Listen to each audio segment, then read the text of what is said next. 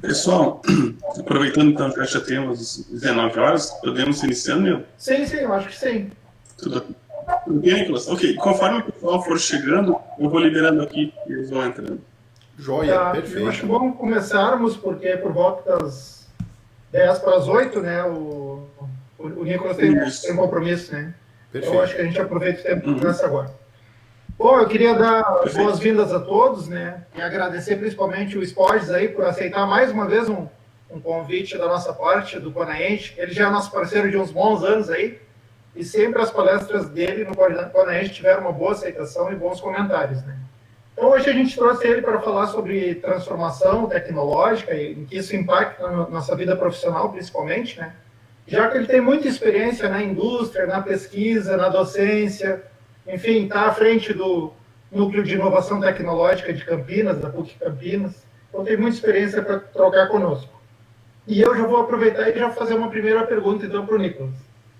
Bom, eu gostaria que você comentasse, assim, né, bom, primeiro um resumo para quem não te conhece, né, brevemente da tua carreira, o que tu já fez, né, e também um pouco dessa atuação específica do NIT, né, do Núcleo de Inovação Tecnológica. Legal. Nilo e Robson, primeiramente, né, um super obrigado pelo convite. É uma honra estar com vocês aqui novamente, né, como vocês comentaram aí, parceiros aí de diversos anos. E sem dúvida nenhuma é um prazer estar de novo com vocês, sempre honrado aí a gente poder compartilhar e bater um papo sempre divertido e bem interessante aqui para todos, né?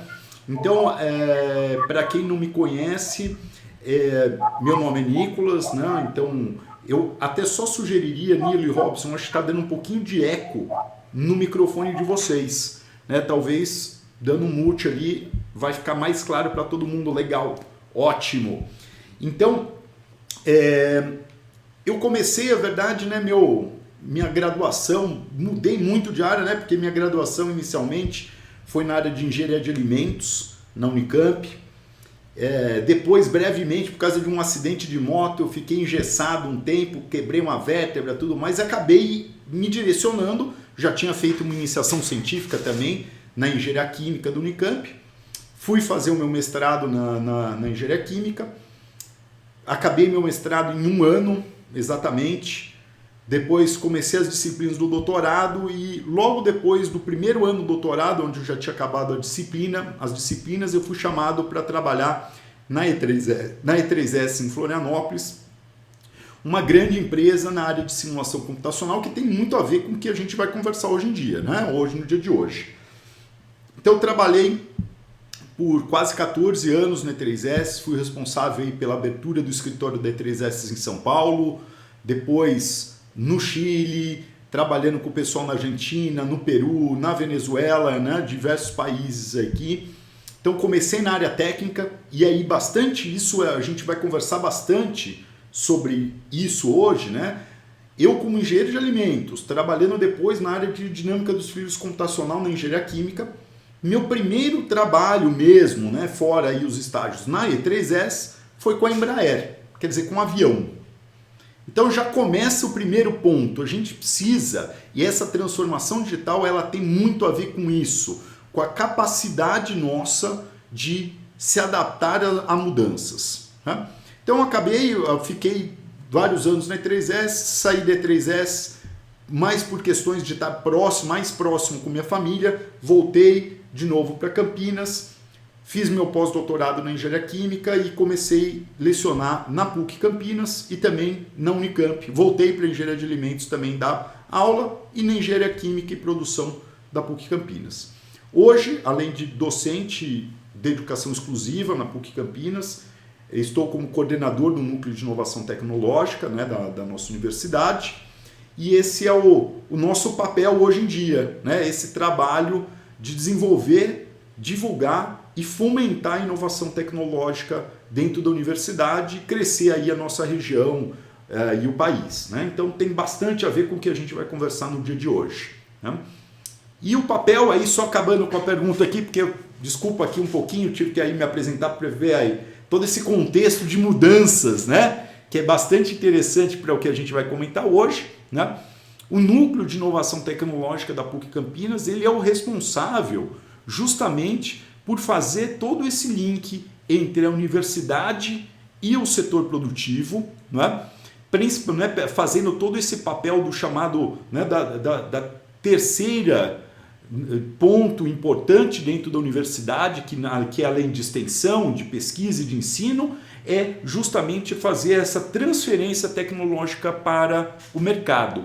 E muito mais do que fazer essa transferência pura e simples, como era feita há um bom tempo atrás, um desenvolvimento endógeno da universidade, empurrando para o mercado, começar a trabalhar cada vez mais com as necessidades do mercado, trazendo essas necessidades para a universidade, para que a universidade realmente crie tecnologia e inovação que vai ser usado na hora, em pronto, né? Então esse é o nosso papel, tá joia? Dentro do NIT.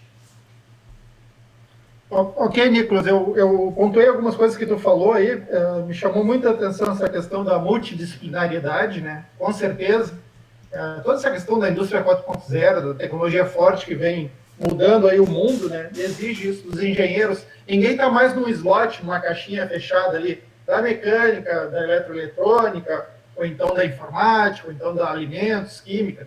A gente tem que ter essa visão, pelo menos, né, de poder conversar em alto nível com essas outras áreas que não são a nossa da graduação ou da pós-graduação. E outro ponto que eu gostaria de destacar é essa ligação da academia com as empresas, né? Quer dizer, a academia não só fazer a questão do ensino e de pesquisa de base, mas também ter essa visão prática, e eu acho que isso vai ajudar muito aí para que a tecnologia chegue na indústria, né, de fato, né? Sem dúvida nenhuma. Sem dúvida nenhuma, é super importante isso, né, que chegue essa tecnologia. E como você mesmo comentou, Nilo, a gente passou de ter, né, pessoas com conhecimento, digamos, fragmentado, cognitivo, né, baseado muitas vezes em cursos que demoravam 4, 5 anos, centrado em uma necessidade, num espaço rígido de espaço e tempo, para a gente ter cada vez um espaço mais complexo, com um espaço mais, né, metacognitivo aqui digital, envolvendo cada vez mais trabalhos em equipes, trabalhos multidisciplinares e conhecer diversas coisas, né? A gente, né, teve nas nossas outras conversas falando muito sobre simulação computacional, né? E aí aquela brincadeirinha, né, que na época, quando eu fiz o meu mestrado, doutorado, ou época D3S, um engenheiro especialista em análise estrutural ou dinâmica dos fluidos computacional, lindo, maravilhoso, olha que coisa, né? E aí hoje a gente tem tudo, as análises multifísicas, legal, agora eu consigo fazer CFD, estruturas de eletromagnetismo ao mesmo tempo, falando, isso não é suficiente. Então a transformação digital, ela pede muito mais do que você ser especialista, exemplo, numa ferramenta de simulação, que é uma das partes necessárias para o fomento da indústria 4.0. Né? Então a gente precisa realmente saber caminhar com diversos pontos, diversas análises. Né? Eu acho que hoje a gente vai conversar principalmente nessa parte de engenharia, né? Um pouquinho mais, né, hard aqui das coisas, mas essa engenharia mesmo, ela necessita hoje conhecimentos de áreas de humanas, né, áreas biológicas, várias outras áreas, para que a gente possa ter um profissional realmente capacitado e que possa trabalhar no mercado. Não, certamente, com certeza, concordo. Joia? Perfeito, então. Tá? Uma boa noite a todos. Nicolas, seja bem-vindo. Bem-vindo, pessoal. Nicolas, já que nós estamos falando de transformação digital, um dos braços de atuação do teu trabalho é justamente na área digital, apoiando alguns profissionais. E aí eu cito o Kai Group, tá? que você tem lá no Facebook, que hoje tem mais de 8.200 seguidores, tá? Que tem muito conhecimento, tem profissionais também que apoiam outros, né? Praticamente como uma trilha de aprendizagem, eu vejo assim, né? Não é meramente uma postagem de conteúdo. Quem acompanha sabe que existe uma trilha e muito pessoal que também está proposto a ajudar outros no crescimento ali profissional. Falando do Kai Group, quais são os planos para o futuro? Qual que é a tua ideia com esse pessoal todo que te segue, que tem uma galera que te segue, né? Quais são os objetivos? Pode compartilhar conosco? Legal, sem dúvida nenhuma.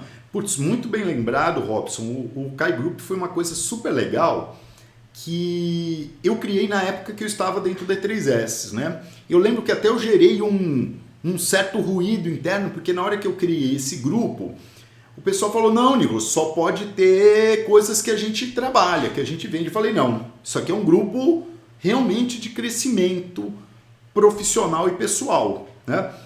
E um dos pontos voltando um pouquinho, por que eu criei esse grupo, né?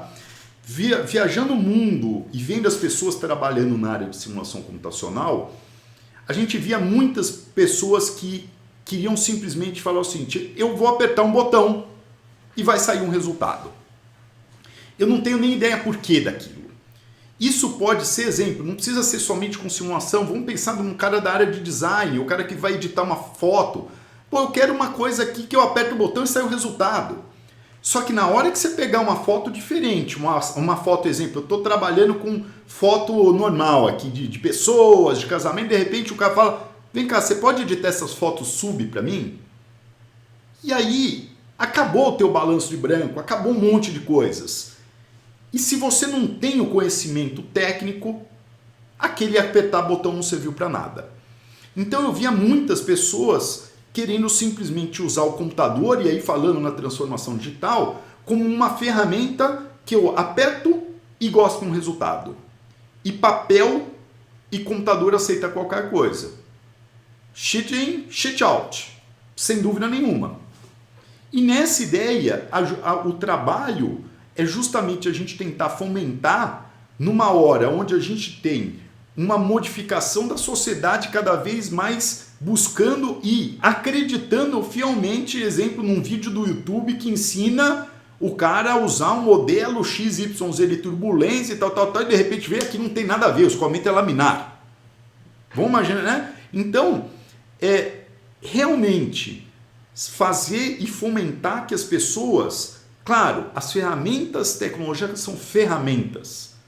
A gente precisa conhecer a base. O engenheiro tem que ter curiosidade de ver a natureza, ver a folha balançando, entender porque a folha balançou, lembrar de Bernoulli, lembrar disso, juntar as caixinhas e falar, agora eu vou simular.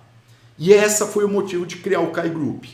E com isso, e vocês viram que eu sempre trabalhei com uma rigidez grande de postagens, não vai aceitar postagem de cunho político, de futebol, não, é para ajudar.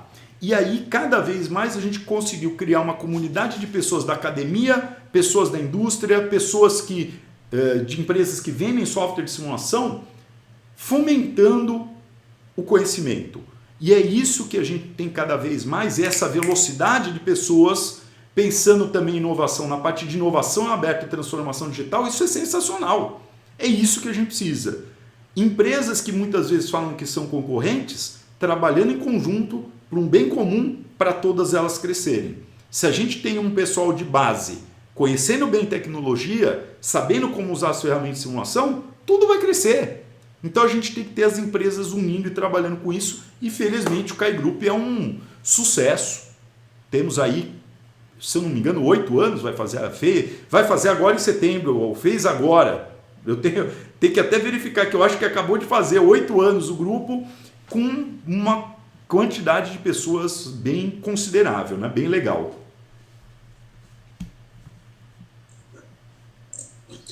Que ótimo. Então, de repente, já está próximo do aniversário, sei que não foi, hein, Nicolas? Do grupo. Eu não lembro, eu acho que foi agora. Pode ser que acabou de saber, eu acabei passando batido, mas eu acho que acabou de ser o 8º aniversário do grupo agora. Tem que voltar lá e dar uma olhada nisso. E o interessante também desse tipo de projeto, Nicolas, que é muito também similar ao Conaend, tá? É que a cada ano que passa, querendo ou não, vai se criando uma maturidade. Isso quando é tratado de forma séria, por profissionais sérios também, com parceiros também engajados e de qualidade. E ao longo dos anos, esses grupos, esses projetos vão se moldando e vão ficando cada vez mais maduros. E realmente as pessoas que ficam e que permanecem são pessoas mais objetivas, pessoas que realmente estão querendo realizar entregas. Então, acaba acontecendo os projetos, acaba se conseguindo compartilhar mais efetivamente o conteúdo, em vez de simplesmente uma mídia social. Sim. Então, é bem bacana, e isso que tu passas, nós sentimos também no Conaend, e nós conseguimos acompanhar bem esse crescimento, né?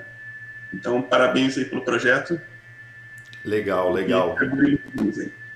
E justamente a gente acabou criando em paralelo depois, né? Caso o pessoal tenha interesse, o meu canal no YouTube, né? A gente cria também várias entrevistas com profissionais, vários conteúdos aí, justamente para fomentar isso, né? Quanto mais pessoas tiverem conhecimento e a gente ajudar pessoas, o ajudar pessoas sem esperar algo em troca sempre vai retornar para você. Isso é super importante. Então tem o meu canal lá no YouTube, quem quiser procurar lá no YouTube, procura simplesmente no meu nome, Nicolas Espoges, vai chegar no canal, se inscreve, tem um monte de entrevistas super interessantes para vocês seguirem ali também. Essa parte do KI Group a gente acompanha desde 2016, é impressionante, dobrou de tamanho, né? De 2016 para cá, a gente viu ali que dobrou de tamanho. E é algo orgânico, né? Interessante, né? O pessoal espontaneamente fez o canal crescer com ótima qualidade, assim. E nessa segunda resposta, tu comentou também que o pessoal às vezes usa a tecnologia, a ferramenta, como se ela pudesse substituir a cognição, né? A responsabilidade do engenheiro, né? Do profissional. Isso não vai acontecer. Você pode usar bem ou mal a ferramenta, como você falou, né? Cheat in, cheat out, né? Quer dizer, o cara, se ele entrega dados ruins ou modela de forma ruim, o resultado não pode ser bom, né? Uhum. Então, isso aí, a responsabilidade sobre a qualidade do trabalho continua sendo do engenheiro e sempre será, né? A ferramenta pode te ajudar a chegar mais rápido em um bom resultado, né? Bom, mas vamos lá. Nessa questão da transformação digital, porque o tema, eu acho que daria para dizer que ele não é novo, né? Ele já tem alguns anos aí. Sim. E algumas áreas de tecnologia, principalmente a TI, a tecnologia da informação, trabalha muito com isso, né? No entanto, a indústria, de maneira geral, principalmente a metalmecânica, que eu estou mais envolvido, ela demorou para entender essa nova etapa, principalmente aqui no Brasil. Uhum. E que também é uma oportunidade. Eles vêm sempre com uma ameaça, uma pressão, mas é uma oportunidade também. Então, eu queria ver a tua visão assim, sobre a indústria aqui no Brasil, como é que está posicionada e como é que a gente pode melhorar em 5 ou 10 anos aí. Legal, legal. Primeira coisa que é importante, eu acho que a gente separar um pouco, no meu ponto de vista, primeiro a transformação digital, ela não é a utilização de ferramentas. Tá? A primeira coisa que a gente tem é uma transformação cultural, né? Então é transformação de cultura, de mentalidade, né? De uma mentalidade mais ágil, né? Uma forma realmente diferente de atuar nas coisas. Então, o primeiro ponto é isso, é uma alteração cultural.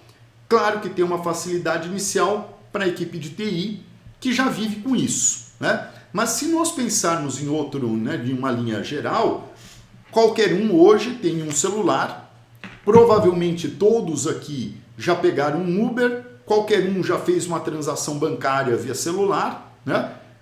Usa essas ferramentas de reuniões como o Google Meet que nós estamos utilizando, o Zoom, Teams, o que for aqui mais.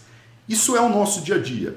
Nossas crianças utilizam isso, né? E a gente precisa cada vez mais trabalhar, né, nessa direção. Então, a transformação digital, ela é uma coisa que realmente vem acontecer. A gente pode falar, no Brasil, ainda engateando, se você pensar em relação à indústria 4.0, todas essas mudanças, muitas pessoas, inclusive, confundem o que é indústria 4.0 e acham que é automação e controle, né? Então, você vai muitas vezes e fala, o que é indústria 4.0? É colocar robô, é colocar controle na planta. Pô, para com isso, vai lá ver as primeiras brigas de problemas, digamos, com os sindicatos lá em Santo André e São Bernardo, Diadema,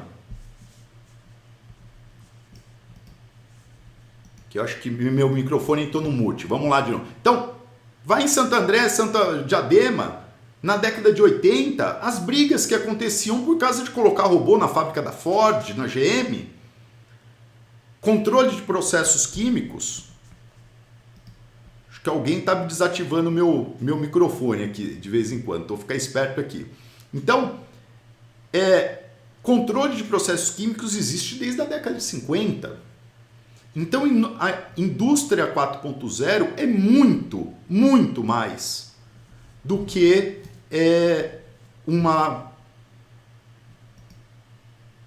só o pessoal, parece que é um tal de Davi, que tem cancelado aqui, tá Davi, joia? vou pedir por gentileza que não interfira nos microfones, ok? Tá joia, sem querer, ó.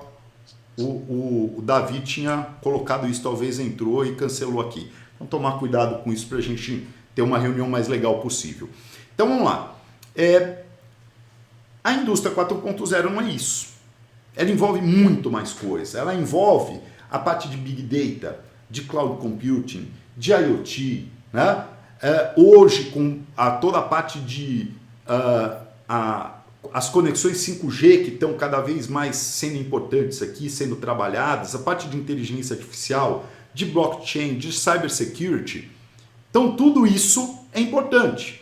E aí passa a importância de qualquer pessoa, vamos pensar na parte de engenharia, para ficar mais simples. Um engenheiro hoje que não sabe programar, vai aprender Python, vai aprender R, vai aprender alguma linguagem. Open source tem um monte. Se você acha que machine learning, deep learning, toda essa parte de redes neurais é apertar um botão, ali tem estatística pesada atrás. Então, se você não gosta de estatística e não sabe estatística, você não vai trabalhar com deep learning. Se você não sabe analisar dados, se você não sabe analisar as correlações entre inputs e outputs de forma mais complexa, você é um engenheiro ainda pequenininho, que está lá na década de 50. Então essa transformação envolve a necessidade de que que cada pessoa possa expandir sua área de atuação e as indústrias tenham pessoas cada vez mais capacitadas, não somente na parte técnica, mas que saibam trabalhar em grupo, saibam trabalhar de forma remota, saibam trabalhar em equipes multidisciplinares, tá joia? Saibam interagir com informações de outros locais, e aí sim a gente vai ter uma transformação digital de uma maneira correta, tá bom? Então, importante aqui a gente sempre trabalhar para que possa aí fomentar o crescimento. E agora, com a pandemia, ou vai ou racha. Temos que trabalhar, temos que nos adaptar a essa nova realidade. Não é questão de se gosta ou não gosta. Maria Clara está desativando aqui o som, tá? Direto. Só para a gente saber. Ok? Então também sugiro...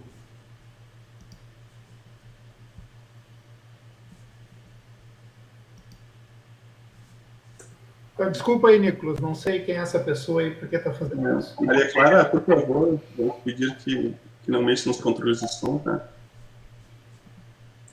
Por favor, pessoal. Joia. Ok.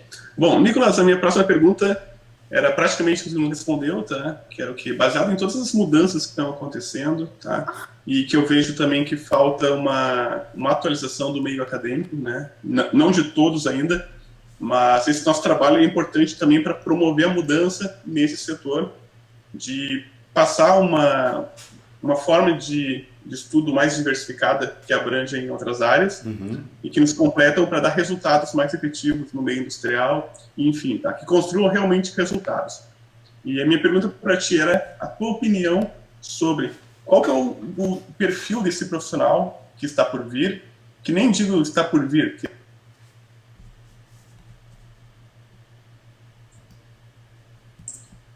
Pronto.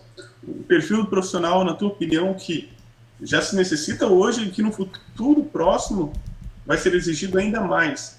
Poderia desenhar um perfil aproximado para nós? Claro, claro, não, sem dúvida nenhuma. A gente é uma mudança muito grande, né, cultural, de necessidade de trabalho aqui. Nós temos... Oi. Eu sugiro a retirada dessa Maria Clara da reunião, tá joia? Exatamente. Porque Exatamente. é ela que está fazendo isso diretamente, eu acho que é de propósito, tá joia? Exatamente, nesse momento. Então vamos lá. Então a gente tem uma mudança pensando em pessoas, e uma coisa de pessoas onde a gente tem uma ênfase em memória, em conhecimento baseado em conhecimento individual, tradicional, baseado em livros, em fugir de problemas, né? E baseado em targets somente pessoais, para passar a ter, então, um contexto e desde a universidade fazer com que as pessoas saibam realmente trabalhar em equipe.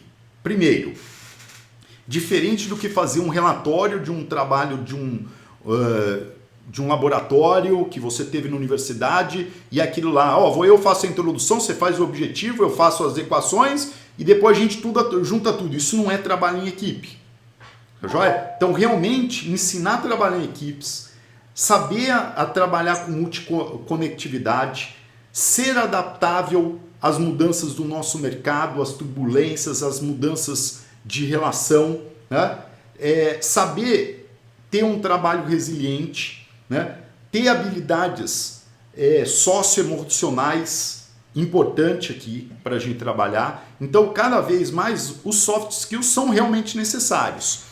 Mas um ponto que eu brinco, eu falo, e aí eu vou fazer essa brincadeira de novo aqui, que eu falei com a minha esposa muitas vezes, que eu faço o seguinte, a gente tem que tomar um cuidado muito grande de deixar de dar importância para os nossos hard skills, para os nossos conhecimentos hards também. Os soft skills são importantes, mas o hard também é. E aí a brincadeira, né, que hoje em dia está muitas vezes acontecendo, o pessoal vai fazer uma entrevista de estágio e aí cai lá num grupo de pessoas de recursos humanos, não falando mal deles aqui, mas estou dando uma brincadeira num exemplo, tá bom? E aí na primeira entrevista falando, legal, vi o teu currículo, universidade muito boa, e me diz uma coisa, você fez curso de esgrima? Aí o cara, não, esgrima eu não fiz. Aí então você não sabe se defender, você não sabe trabalhar com pessoas, atacar e se defender nas épocas mais certas, então você não serve. Descarta a pessoa. Aí essa pessoa saiu, falou, vou fazer um curso de esgrima. Chega na segunda entrevista, você fez grupo de esgrima? Fiz esgrima, muito bem, então você esgrima. Mas você fez teatro? Não fiz teatro. Então você não sabe se comunicar. E aí chega no final, a pessoa que fez, ele vai lá, faz esgrima, faz teatro, esqueceu daqueles detalhezinhos básicos. E aí eu dou um desafio aqui para vários de vocês que estão me escutando, vários professores ou engenheiros, perguntem para o colega de você se eles sabem, por exemplo, entrar numa Leroy Merlin, comprar uma bomba de água, as conexõezinhas, ligar uma mangueira na sua piscina e succionar a água da piscina e jogar de volta na piscina. Um problema simples e básico que qualquer engenheiro mecânico, engenheiro químico, engenheiro de alimentos, engenheiro naval, qualquer engenheiro teria que saber fazer. Ou o cara vai levar um choque, ou não vai saber ligar o que é uma ligação 110-220, básico, ou não sabe que a bomba não funciona se ela não tiver afogada e a bomba não succionar ar, ou não vai saber nem colar suas conexões. Isso quer dizer que se a gente ficar focando somente nos soft skills, nós temos um risco sério de um país ficar com defasagem de bons engenheiros. Que na hora de fazer o startup lá num secador, num sistema de extração supercrítica, num processo, em construir um equipamento real mecânico que tem sujeito à vibração, à fadiga, não vai funcionar. Então a gente tem que ter os soft skills, sim, mas não podemos esquecer o hard skill, sem dúvida nenhuma. Perfeito, Nicolas. E até uma dica, assim, um ponto de vista meu, quando nós falamos das skills, o que é? O profissional, quanto mais especializado, automaticamente isso é do ser humano, ele começa também a se fechar daqui a pouco para umas novas visões e também daqui a pouco para vislumbrar um entendimento diferente daquele dele, e a aceitação também te permite isso, tá? Então, é um efeito meio contrário, né? Quanto mais se estuda, mais se aperfeiçoa, muitas vezes nós ficamos mais engessados e até ter uma abertura para estudar uma outra condição. Então, esse ego nosso, de quando muito especialista no assunto, muitas vezes, nos deixa mais rígidos para alguma mudança. Claro. Então, essa humildade, podemos falar, ou ego, ajuda muito a nos permitir para estudar novas áreas, daqui a pouco pensar em novos conceitos, nos permitir, daqui a pouco realmente nós estamos certos, mas algo daquele conceito se aproveita, e realmente eu vou precisar algo daquele conhecimento. Então é uma boa forma de abrir a porta, verificar alguma oportunidade, e aí sim, crescer na carreira, na vida profissional. Claro. E até dando uma dica, seguindo essa linha que você tem comentado, Robson, eu digo o seguinte: primeiro, como você evitar a ser egoísta e não crescer? Primeiro, ajude pessoas. Exato. Ajude a divulgar aquilo que você conheceu para outras pessoas e ajude pessoas gratuitamente. Segundo, sempre tenha algum hobby, alguma coisa que você queira fazer que te instigue a procurar coisas novas. Então, a brincadeira básica. Hoje, eu tenho aqui, exemplo, no meu celular, um sisteminha que eu consigo, eu gosto de fazer, eu faço cerveja em casa, gosto de fazer cerveja, há 8 anos eu faço cerveja em casa, queria aprender detalhes sobre IoT. Nada melhor do que você criar o próprio teu sisteminha de IoT, que você vai controlar teu sistema de fermentação de onde você estiver no mundo. Faz aquilo na forma que você gosta, aprendendo uma tecnologia nova, transformação digital. Faça o teu softwarezinho de celular que vai te ajudar em algum detalhe no dia a dia, e não só para ter o software. Só para ver dado não serve para nada. Use aquilo para ser uma coisa legal. Isso aqui é a historinha dele que eu criei para fazer fermentação de cerveja. Meu sogro chegava, eu faço com ele cerveja, Pedro Bacalini, muito gente boa. Pedro chegou, a gente começou a fazer cerveja e falou: Nicolas, hoje não vai dar para fazer a gente tal tipo de cerveja, porque a mudança de temperatura que a gente vai ter que fazer vai cair justamente no sábado, e em sábado a gente vai estar em Peruíbe, tomando uma cerveja. Falei, putz, é mesmo, né? Vamos ter que fazer outro. Aí a gente acabou, mas espera aí, eu não vou fazer a cerveja que eu quero, porque eu vou estar viajando, vamos mudar a temperatura? Para com isso. Celular, eu mudo de onde eu quiser no mundo. Tá joia? Então, conhecer e brincar com esses outros hobbies, que a gente possa aprender coisas diferentes e agregar conhecimento à nossa vida, é a melhor coisa de aprender se divertindo e se transformando.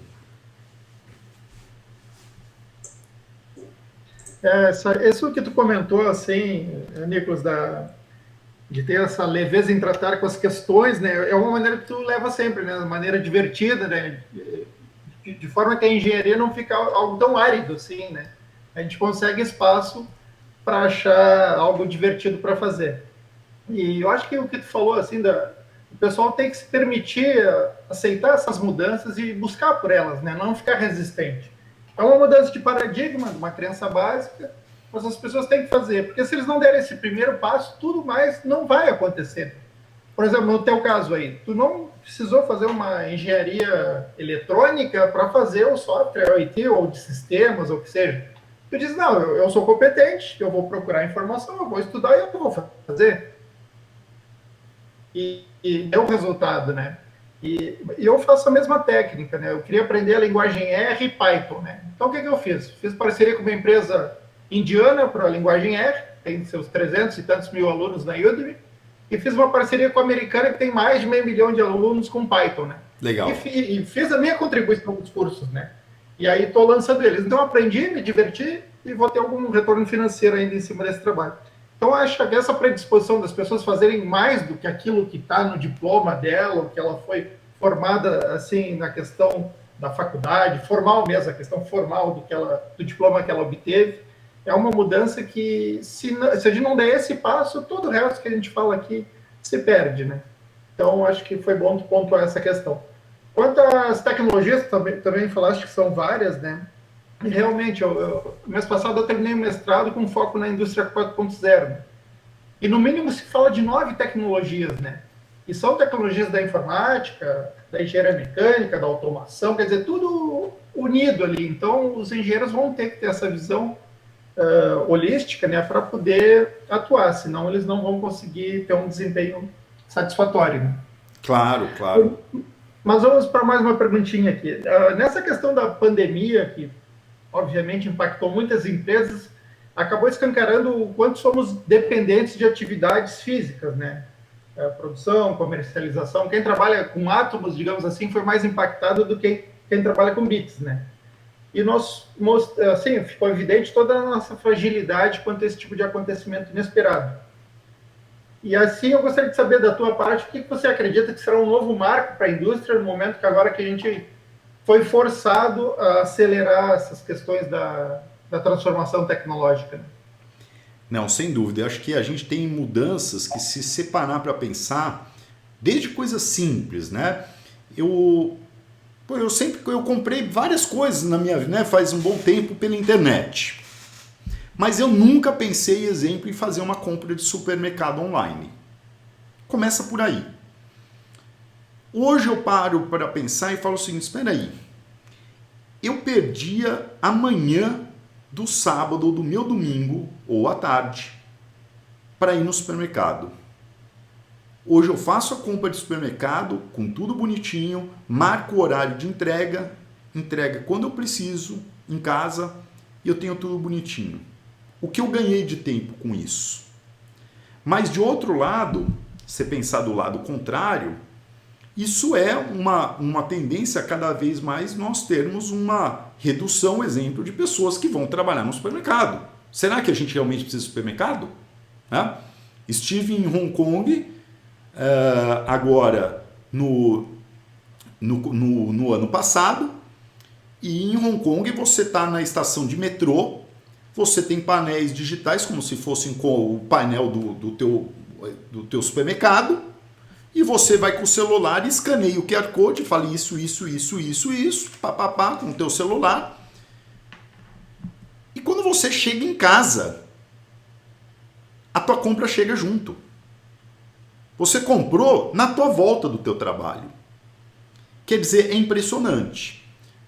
Então as mudanças, sem dúvida nenhuma, da parte de serviços, acaba mudando bastante. E a gente tem uma mudança grande acontecendo, né? Do que a gente tem aí o QoS, né? Pensando aqui, passando em serviços para experiência do usuário.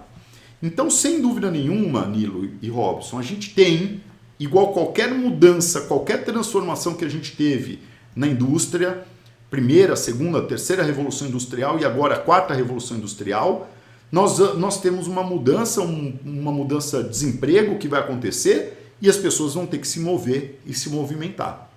Né? Para que cada vez mais, pensando no futuro, será que realmente é necessário estar no chão de fábrica? Será que é necessário operar um equipamento lá ou somente instalá-lo e fazer o processo funcionar? Como que a gente consegue fazer isso? Qual é o papel para nós trabalharmos com isso? E qual é o papel da sociedade para trabalhar em uma forma que todo esse mercado, toda essa forma de trabalho seja digna e que nós tenhamos cada vez menos uma menor desigualdade social? Então isso é super importante. A gente pensar como pessoas, como a gente vai trabalhar nessa direção. Então a mudança é grande, realmente mudança, para exemplo, para mim dando aula. Hoje, meus alunos eu acredito que ganharam com a minha aula não estando presencial, porque, por exemplo, eu dou aula de controle de processos químicos. Eu consigo usar ferramentas como o Octave, como o Scilab, como o DWSim, ferramentas open source na minha sala de aula em todas as aulas. Quer dizer, eu tenho um laboratório de informática todos os dias à minha disponibilidade. Isso facilita muito. Vídeos, o cara pode voltar, ver meu vídeo de novo, ver minha aula de novo. O que isso melhora? Mas, de outro lado, a gente perde a comunicação, a presença em grupo, o trabalho em grupo, e esse trabalho, se a gente perder a conexão entre pessoas, aí a gente está frito como o mundo.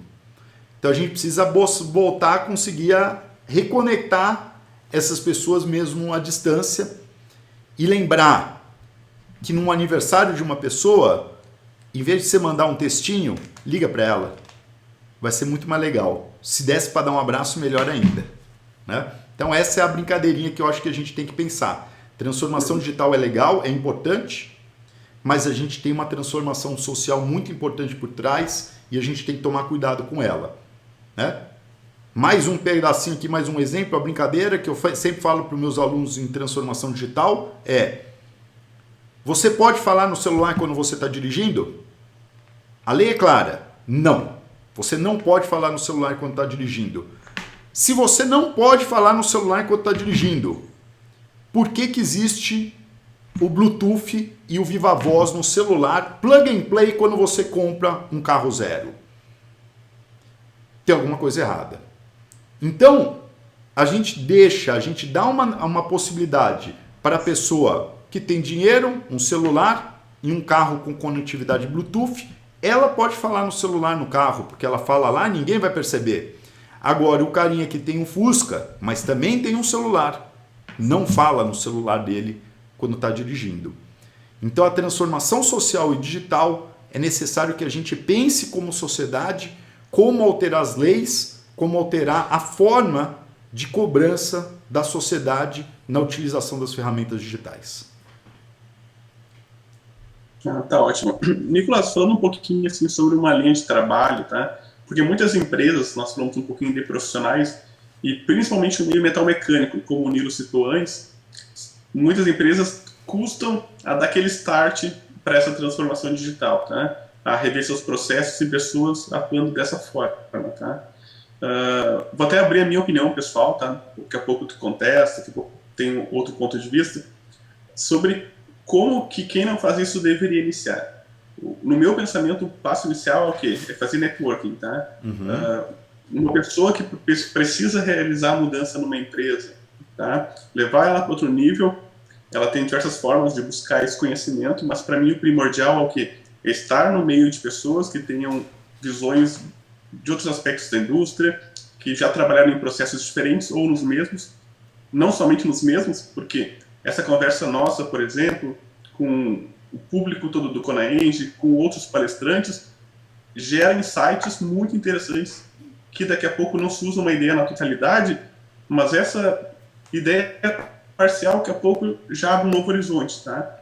Então, no meu ponto de vista, essa troca de conhecimentos, esse apoio mútuo, é o que starta, é o que motiva também, e é o que cada vez vai abrindo um caminho, né? A gente vai escalando.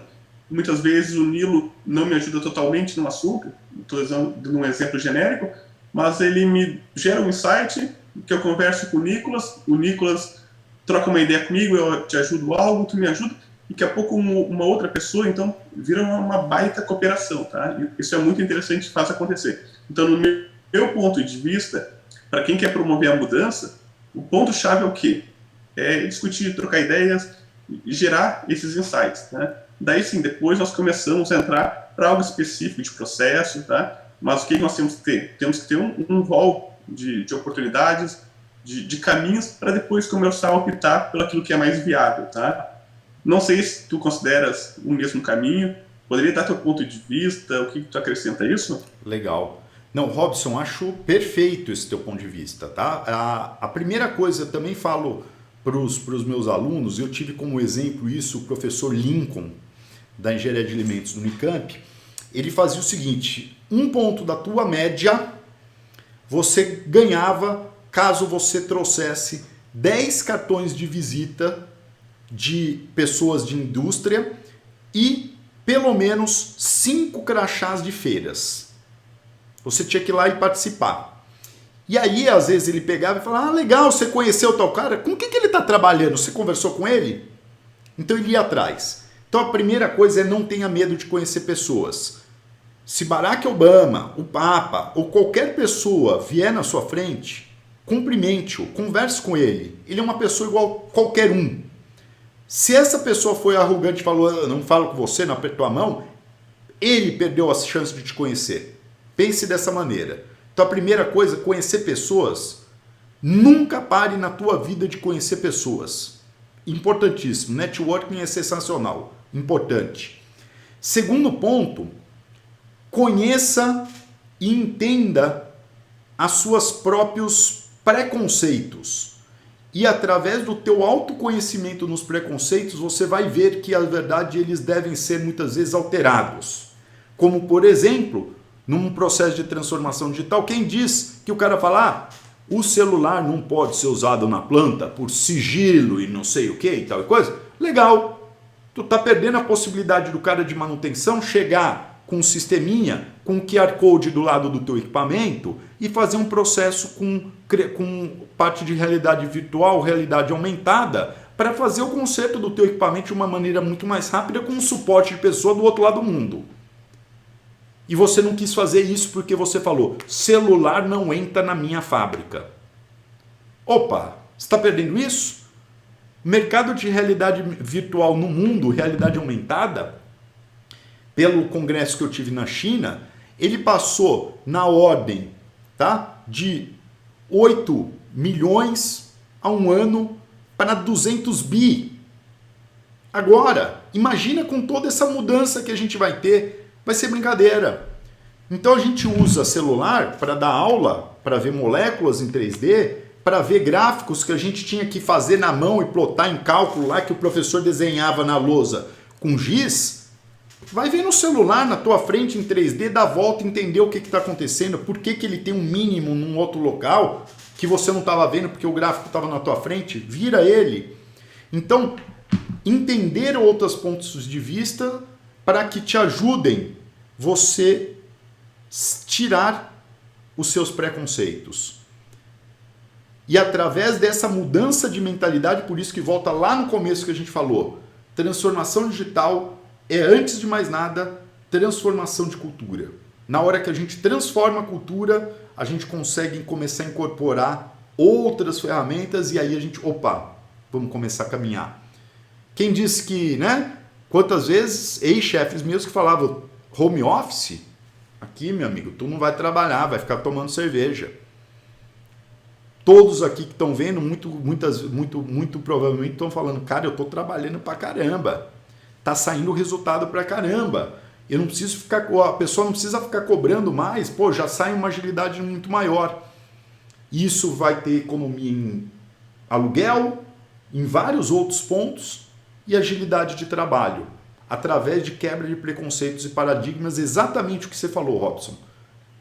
Entender e conhecer pessoas. Essa é a primeira parte da transformação social. E a segunda, quebra de paradigmas e preconceitos.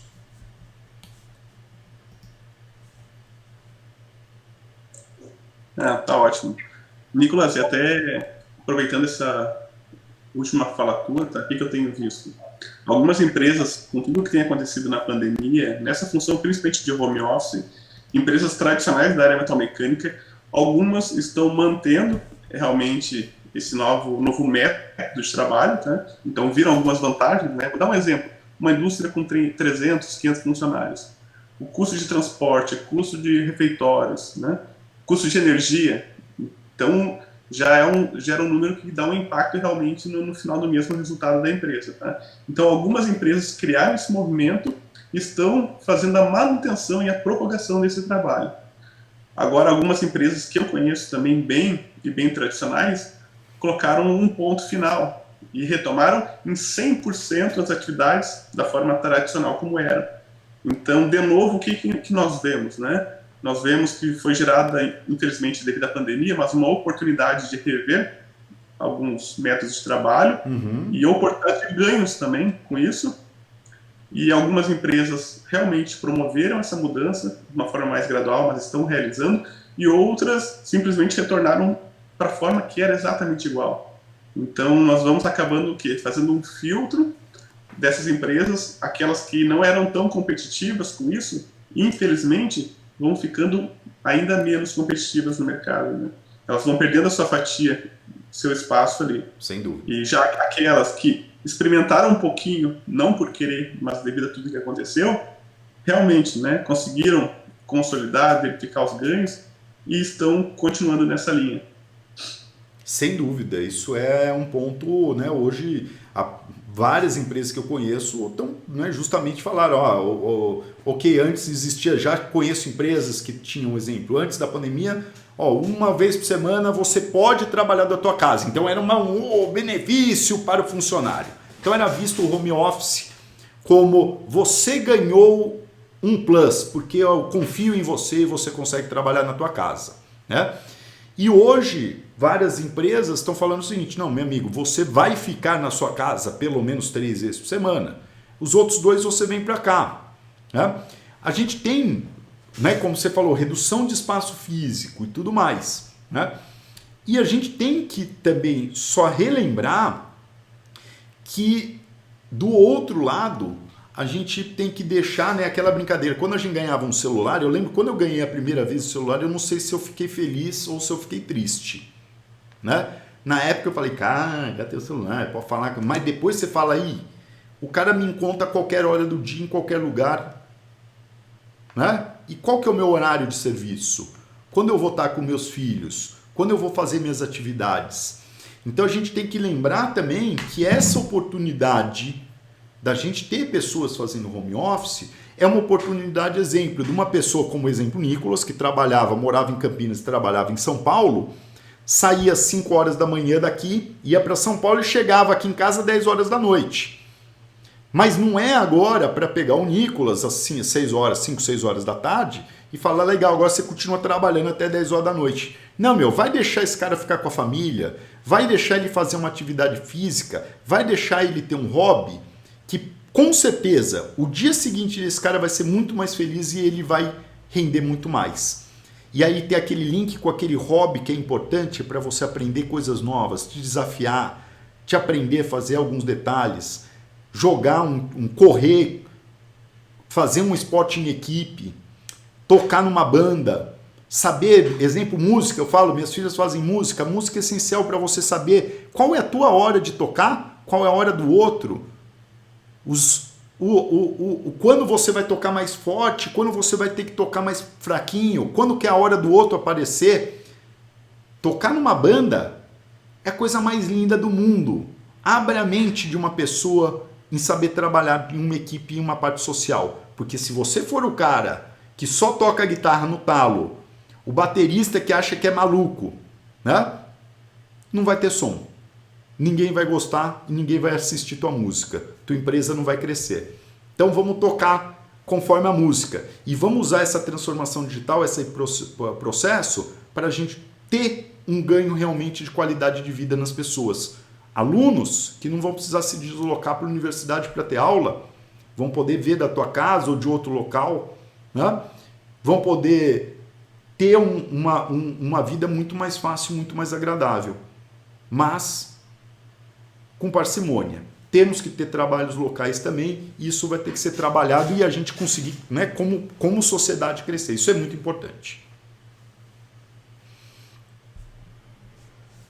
Ok.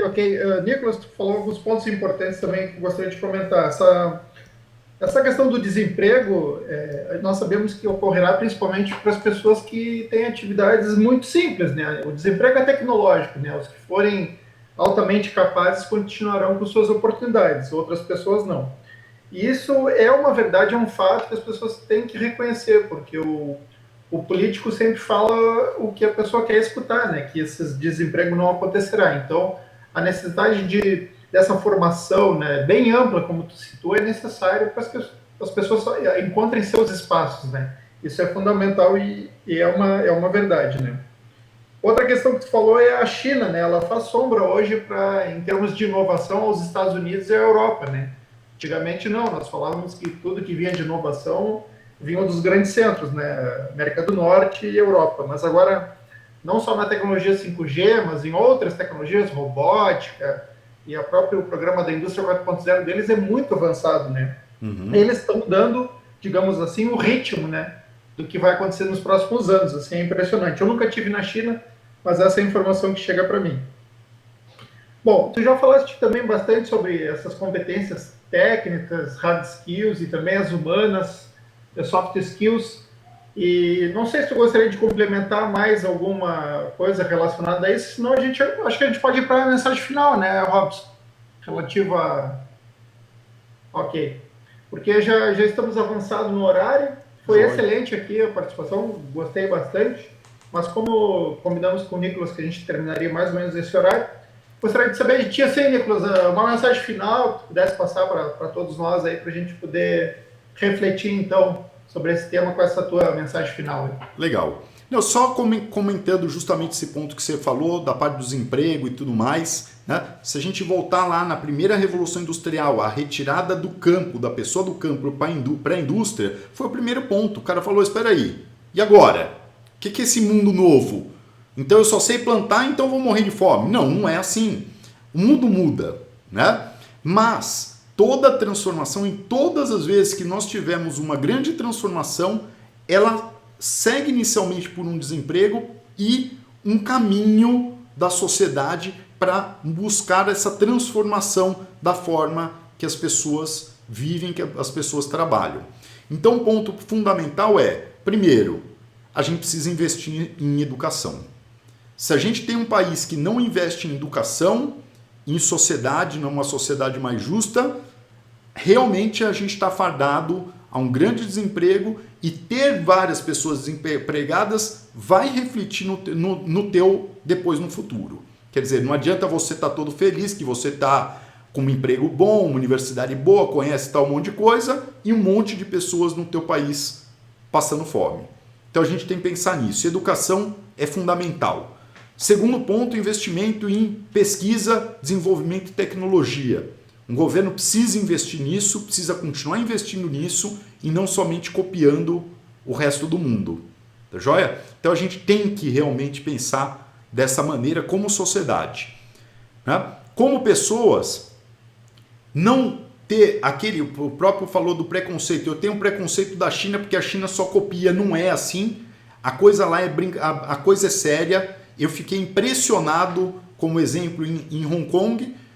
Eu saí da porta do avião, do Finger, com a minha mochilinha. Eu fiz a imigração sem falar com ninguém. Entrei no país. Peguei o trem rápido dentro do aeroporto. Cheguei no centro da cidade, onde acabava ali no centro. Peguei um ônibus que ia de graça para o meu hotel, sem falar chinês. E eu fiz tudo isso em 24 minutos. A gente em 24 minutos aqui, a gente não chega nem no guichê de imigração. Então, a gente tem que parar com esse preconceito que falar na China não faz coisa boa, no outro lugar, não, todo mundo faz coisa boa. O teu jardineiro, ele faz muito melhor do que você em plantar, em cuidar das tuas plantas. Então a gente tem que ter menos ego. E aí aquilo importante, né? Eu falo, eu sou doutor, quando o cara vem falar para mim, professor, doutor, ele fala, para com isso, meu nome é Nicolas e acabou. E eu sou teu amigo e sou sua pessoa igual você. Eu conheço algumas coisas mais, você conhece algumas coisas mais. Juntos, a gente faz muito mais coisa. Então a gente tem que sempre trabalhar pensando naquela linha. Networking, Open Innovation, integração entre o máximo de pessoas possíveis e sempre pensando no bem do outro. Não tenha medo de conhecer pessoas, não tenha medo de falar com pessoas e reveja os seus preconceitos. Conheça eles, reveja e tenha um hobby interessante na vida de vocês. E como engenheiros, nada melhor do que olhar na natureza e entender por que uma folha balança, pensando simplesmente na mudança de pressão dinâmica para pressão estática. Pensa nisso, começa a quebrar a cabeça e começa a entender por que teus equipamentos não funcionam. Muitas vezes só uma folhinha balançando vai te dar ideias. É isso que é a minha palavra final aí para vocês. Obrigado, Nicolas. Agradeço demais a tua participação, tá? E assim como nós falamos os hobbies, né, foi um momento de muito prazer para nós também. Muito gostoso esse momento nosso aqui, essa troca. Agradecer também a quem nos acompanha, a audiência que está conosco hoje à noite. Deixar aqui meu grande abraço para todos, uma ótima noite. Obrigado, Nilo. Mais uma vez, obrigado, Nicolas. Uma boa noite, pessoal. Legal. Só finalizando aqui, obrigado a todos. Eu só gostaria de lembrar, pessoal, quem quiser meu contato também é a forma mais simples. LinkedIn, procura meu nome lá, tem os contatos. E também dá uma olhada no meu canal do YouTube, procura no YouTube Nicolas Esporges, entra, se cadastra lá no canal, dá uma olhada, lá tem os links do meu Instagram, do meu Facebook, do meu LinkedIn, etc. Precisou alguma coisa? Me contata, eu vou ser super solícito em poder, se eu puder ajudar você, eu vou te ajudar. Tá joia? Muito obrigado mais uma vez, Nilo e Robson, pelo convite, super feliz de estar aqui com vocês. Uma excelente noite para todos aí, um bom resto de semana. Nós que agradecemos. Um abraço. Valeu, um abraço para todos. Muito obrigado a todo mundo aí.